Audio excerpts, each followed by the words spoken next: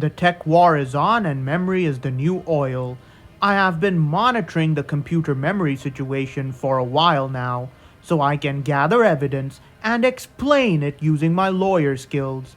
Examining, cross examining, information audit, it is all in the game.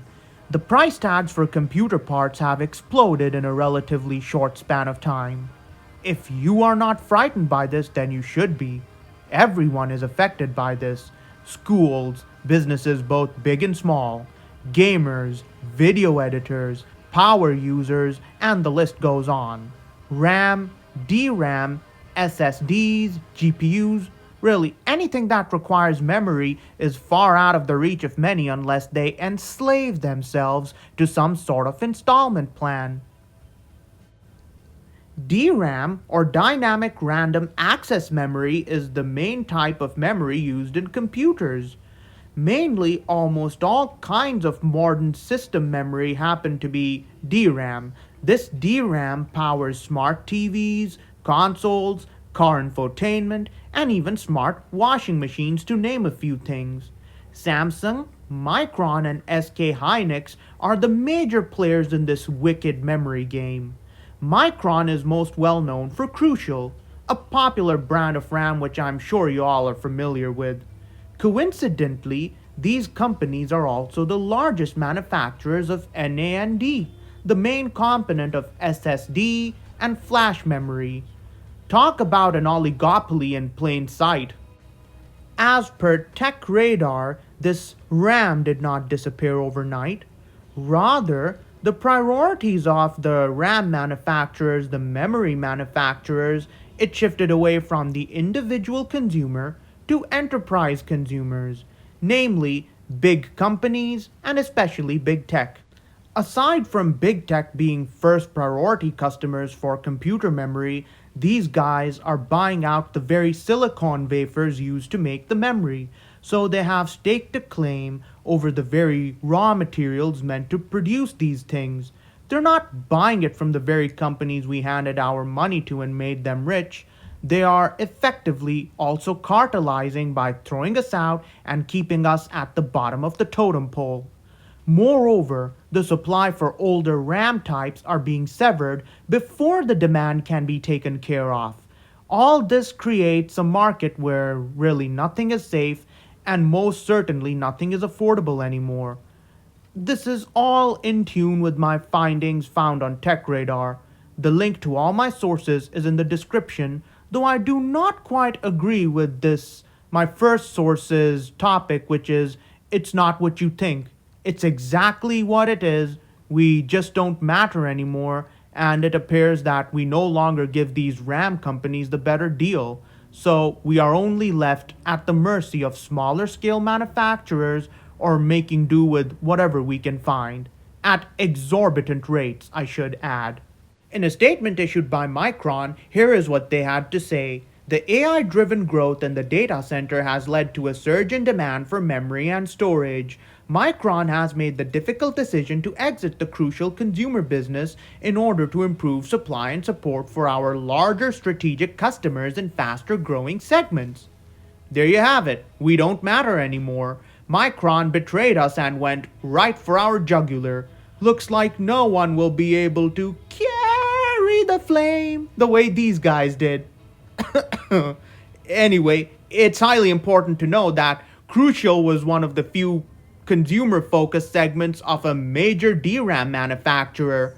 These guys were the gold standard price anchor that even kept competitors in check. They were the DRAM OGs is what I meant to say. So why would big tech be hell-bent for leather in acquiring memory? Turns out, training an AI LLM model or a image generator or any kind of Gen AI tool requires a colossal amount of fast memory and storage. This is where high bandwidth memory or HBM comes in. GPUs made with AI in mind have DRAM stacked vertically. This DRAM is optimized for maximum throughput. Thus, every silicon wafer used for HBM cannot be used for standard DDR5 or GDDR6 memory. We have effectively been priced out of affordable PC hardware. If you think electronics manufacturers can escape unscathed, then think again. In a damning report by TrendForce, the prices will keep going up while the specs will go down. This is shrinkflation 101. As per the report, it is not going to improve. I do not think it will improve. I've also confirmed this with my own classified sources, not to confirm an availability bias, but to double check that if the situation is going to improve. Unfortunately, it won't, marking the first time in tech where the technology is neither innovative nor will it be gradually improving like it's supposed to. Lower end computers, laptops, and smartphones will go up in price with zero improvement. Meanwhile, mid range and higher end devices will downgrade their RAM. Technological progress due to this memory crisis will proceed, if at all, at a snail pace. As for smartphones, 4 GB RAM will be the standard for the foreseeable future.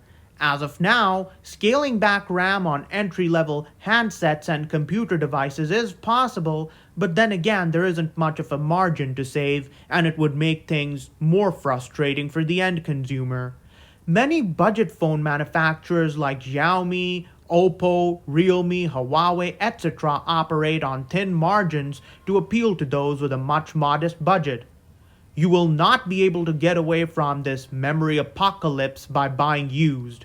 Used computer parts were greatly affected by the price hike, all thanks to panic buying. A Black Friday sale or clearance sale seems highly unlikely to save us now.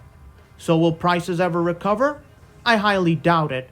Whether or not the AI bubble pops and goes up in flames, I don't think the situation will buff out.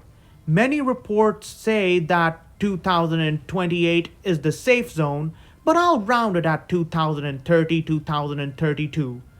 My reports, my findings, well, they're just simply something with a worst case scenario in mind, because when it comes to the news lately, I have never once seen a best case scenario, nor do I expect one. So electronics are going to be more eye-wateringly expensive. If it's got a microchip, the price is going to go up. If it does not have a microchip, the price will still go up due to inflation normally. As they say in the military, embrace the suck. AI will take us into the future, they said. It will democratize technology, they said. All we got was our tech being pushed back to 2015 levels. Our only options now are to keep our tech until the wheels fall off or buy once reasonable devices on bank-busting installment plans. Many say that tech companies will have to optimize their scarce memory. That might be true, but I think this is a part of a bigger push to make the personal computer no longer personal. If this keeps up, a time is nigh where a computer will be something that you rent and not that you own. Not unless you are fully loaded. Hey guys, I hate being bleak, but I'm just telling it to you how it is, no sugarcoating. I hope and I pray to Allah that things improve, but I'm not banking on it. This is Game Trigger hitting you up with some truth bombs. Take care now and you have a good one.